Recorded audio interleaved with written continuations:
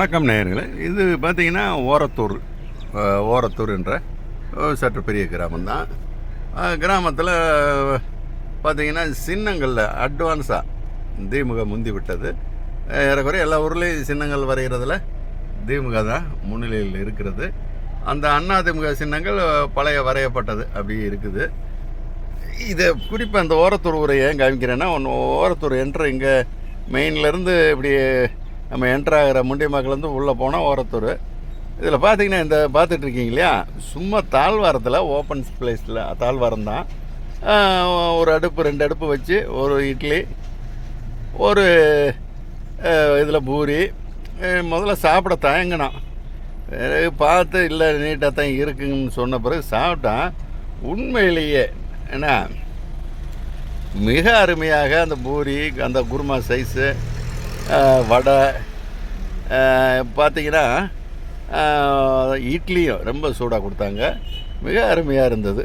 கடைக்கு பேர் இல்லை, ஒன்றும் இல்லை, தகர செட்டு கடைன்னு நம்மளா சொல்லலாம், அவ்வளோதான். ஆனால் பில்லு கொடுக்குறப்ப அதை விட ஆச்சரியமாக போச்சு. 4 பேருமே நல்லா இருக்குன்னு, டேஸ்ட்டாக இருக்குன்னு நல்லா தான் சாப்பிட்டான். 4 பேர் சாப்பிட்டும் 135 ரூபா பில்லு. அப்போ எவ்வளோ சீப் அண்ட் பெஸ்ட்டுன்னு பாருங்கள் இந்த கடை ஓரத்தூர். சரி நேயர்களே, பார்க்கலாம். வணக்கம் நேயர்களே. அடுத்து நாம் பார்க்கவிருப்பது இந்த விக்கிரவாண்டி இடைத்தேர்தலில் போட்டியிடாமல் அதிமுக விலகிவிட்டது. அதில் அதிமுகவின் வாக்குகள் எவ்வாறு நகரும் வாய்ப்புகள் வரும் என்பதனை நாம் கடந்த கட்டுரைகளில் பார்த்து விட்டோம். அதே சமயம் தேமுதிகவிற்கும் இங்கு கணிசமாக வாக்குகள் இங்கு உள்ளன என்பதை பார்த்தோம். அது சுமார் 4.5 முதல் 5% வாக்கை தேமுதிக இங்கு வைத்துள்ளது. அந்த வாக்குகள் எதை நோக்கி நகரும்? ஏன்னா 3 ஆப்ஷன் இருக்குது. இந்த 3 ஆப்ஷனில் எதை நோக்கி நகரும் வாய்ப்புங்கிறத நம்ம பார்க்கணுன்னா முதல்ல அங்கே தேமுதிகவினுடைய ஆதரவு நிலை என்ன பேஸ்லேருந்து வருது அப்படிங்கிறது நம்ம பார்க்க வேண்டியது அவசியம். என்ன பேஸ்லேருந்து வருது? அதனுடைய பேஸ்னால், அந்த தொகுதியில் தேமுதிகவுக்கு 100 ஓட்டுன்னு வச்சுக்கோங்க. அந்த 100 ஓட்டுகளில் ஒரு 20% வாக்குகள் வன்னியர் சமூக வாக்குகளாக உள்ளன. காரணம், அந்த நிர்வாகிகள் பார்த்திங்கன்னா தேமுதிக பெரும்பாலான எல்லா ஊர்லேயும் பெரும்பாலும் வன்னியர்களே நிர்வாகிகளாக தேமுதிகவில் உள்ளனர். அதை உணர முடிந்தது. சரி, ஆனால் 20% தான் அவங்க கொண்டு வர்றாங்க. அதே சமயம் பட்டியல் சமூக மக்கள் இந்த 100 வாக்கில் 40 வாக்குகள் பட்டியல் சமூகத்தை சேர்ந்ததாக உள்ளது. அது ஒரு உண்மையாக உள்ளது. பிறகு பார்த்திங்கன்னா மீதி இதர பிரிவினர் இருக்காங்க இல்லையா, முதலியார், யாதவர், உடையார், நாயுடு, ரெட்டியார், சிறுபான்மை, இவ்வளவும் சேர்ந்து ஒரு 20 வாக்கும் இந்த தொகுதியில் அவங்க 20% இருக்காங்க. ஆனால் அந்த 20%த்தில் தேமுதிகவிற்கு அவர்கள் அந்த தேமுதிக 100 ஓட்டு வாங்குச்சுன்னா 40 ஓட்டு இந்த இதர செக்டார்லேருந்து அவங்க வாங்கிடுறாங்க. ஆக இவ்வாறு தேமுதிகவுக்கு கிடைக்கக்கூடிய வாக்குகள் 3 பார்ட்டை நம்ம பிரித்து முதல்ல எடுத்துக்கிறணும். ஏன்னா எப்போவுமே இந்த ஆய்வுகளில் அது மிக முக்கியம். இவ்வாறு 3 பார்ட்டை எடுத்துக்கிறோம் அதனுடைய பேஸை. சரி, இப்போ வன்னியர் வாக்குகள் யாரை நோக்கி நகரும் என்ற கேள்வி நமக்கு வருகிறது. ஆனால் பார்த்திங்கன்னா பாமக பல ஊர்களில் ஸ்ட்ராங்காக இருக்கு இல்லையா, அதையும் மீறி தான் அந்த சமூகம் என்ற உணர்வுடன் இருந்தால் பாமகவில் தான் பயணிக்கிறாங்க. அதெல்லாம் இல்லைங்க, நாங்கள் வேறு கட்சின்னா வேறு கட்சியில் பயணிக்கிறாங்க. தேமுதிக இவ்வளவு நாளுகளாக நலிந்து இருந்து வந்தும் இன்னும் அங்கு தேமுதிக ஓரளவு வலுவாக உள்ளது என்றால் சிறிய கட்சியில் ஓரளவு நன்றாகத்தான் இருக்குது. அதற்கு காரணம் வன்னியர்கள் அந்த கணிசமாக பாமகவில் இன்னும் அழுத்தமாக இருப்பது தான். ஆக அவர்கள் ஜாதிய உணர்வுக்கு ஆட்படாமல் தான் தேமுதிகவில் பயணிக்கிறார்கள். அப்போ இருந்தாலும் இன்றைக்கி நிற்கலைங்கிறப்ப நிச்சயம் அந்த வாக்குகள் பிரிவாக போகும் வாய்ப்பு வரும். ஒன்று சரி பாமகவுக்கு போடுவோன்னு நகலலாம், இன்னொரு பிரிவு பணபலம் அடிக்கப்படுறப்ப அதை நோக்கி திமுகவுக்கும் நகரலாம். இது தேமுதிகவின் பாமக வாக்கு வங்கி, வன்னியரது வாக்கு வங்கி, அதாவது தேமுதிகவில் உள்ள வன்னியரது வாக்கு வங்கி இப்படி 2ஆக போகும். ஏன்னா அதே சமயம் நாம் தமிழர் பெறாது இதில் இந்த வாக்கில். சரி, அடுத்து பார்த்தீங்கன்னா இந்த பட்டியல் சமூகம் தான் 40 ஓட்டு போடுறாங்க. இந்த பட்டியல் சமூக வாக்கு எப்படி நகருன்னா, இதிலிருந்து ஒரு ஓட்டு கூட பாமகவுக்கு போகாது. பெரும்பகுதி வாக்கை, ஏன்னா விடுதலை சிறுத்தை அங்கே கூட்டத்தில் இருக்குது, திமுகவும் அங்கு வலுவாக இருக்கிறது அந்த சமூக மக்களிடத்தில். அப்போ அதை ஒட்டியே பெரும்பாலும் நகர்ந்து விடும். ஒரு சிறு பகுதி நாம் தமிழருக்கும் செல்லலாம். ஏன்னா திமுக மீதும் வெறுப்புள்ள பட்டியல் சமூக மக்கள் இருக்கிறார்கள். அப்படிப்பட்டவர்கள் தேமுதிகவில் கொஞ்சம் இருந்தாங்கன்னா அவங்க யாரை நோக்கி நகருவாங்க? நாம் தமிழரை நோக்கி நகருவார்கள். இதுவும் நடக்கும். இதற்கடுத்து அந்த 3வது தொகுதி இதர அனைத்து பிரிவினர். அந்த இதர அனைத்து பிரிவினரது வாக்குகள் எப்படியெல்லாம் நகரும் என்றால், பாமகவை நோக்கி போவது மிக குறைவு. ஏனென்றால் அந்த பிற சமூக மக்களுடைய உணர்வுகள் பாமக ஒரு சமூகத்திற்கான கட்சி என்று தான் இருக்கிறது.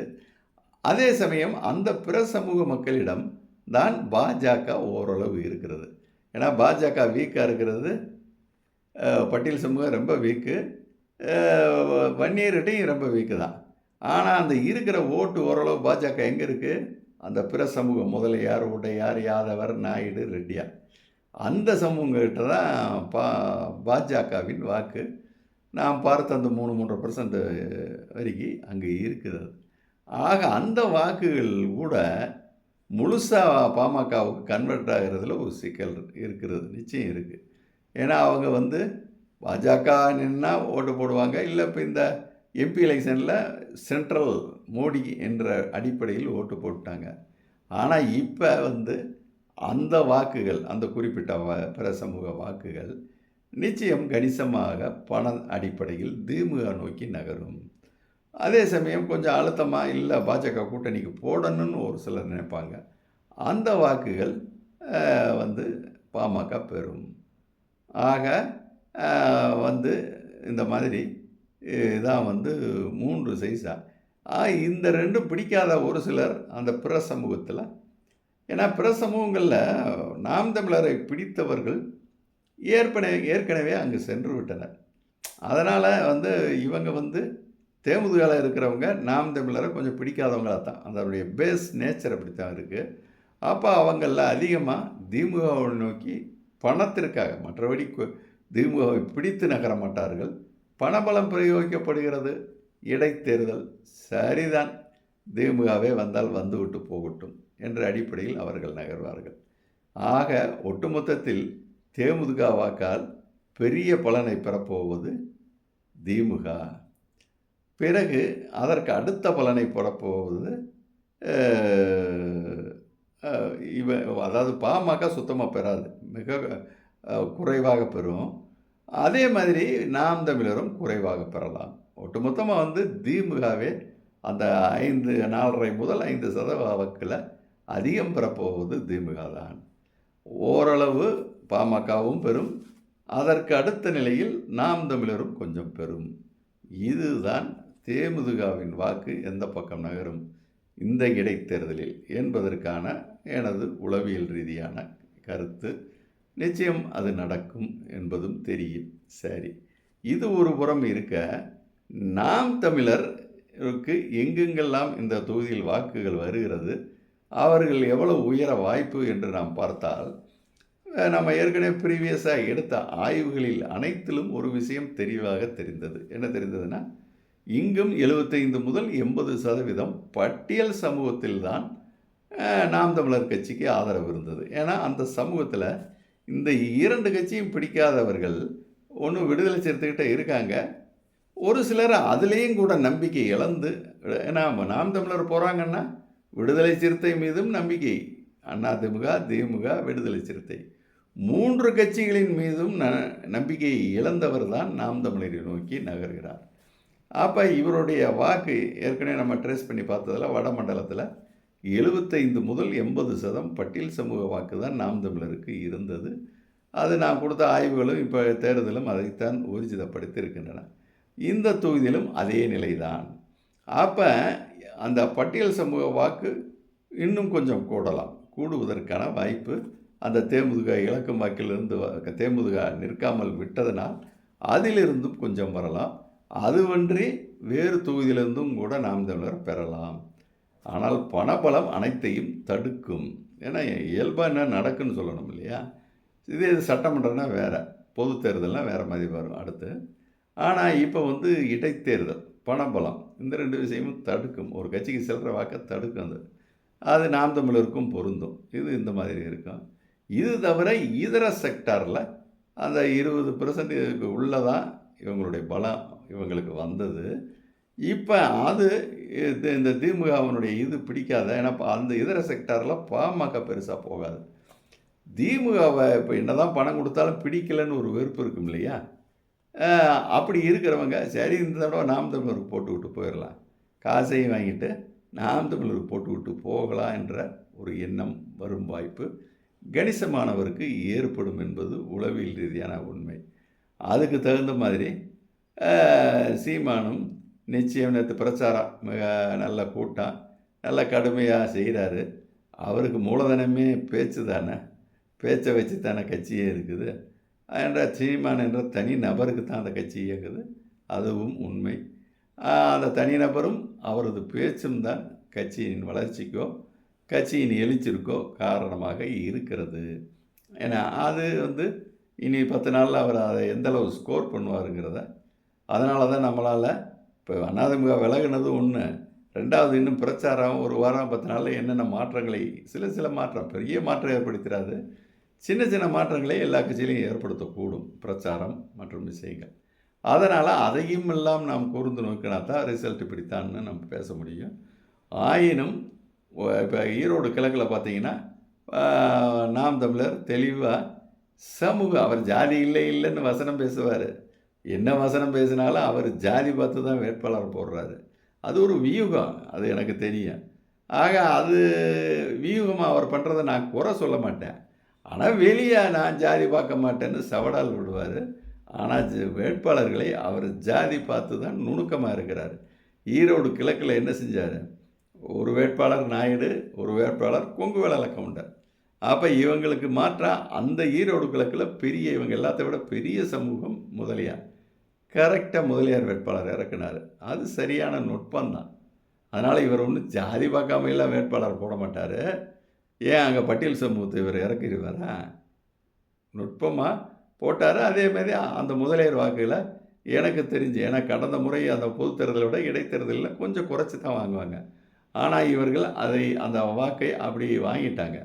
வாங்கினதற்கு காரணம் அதுதான், வேறு ஒன்றும் இல்லை. முதலியார் இன வாக்குகள் ஒரு 3000 ஓட்டுலேருந்து 4000 ஓட்டு அந்த தடவை இந்த வேட்பாளருக்காக என்ற அடிப்படையில் கிடைத்தது. அது அங்கே சாதித்தாங்க. அதே போல் இங்கே வன்னியரை இறக்கியிருக்காங்க. வன்னியரை இறக்குனா கிடைக்குமா?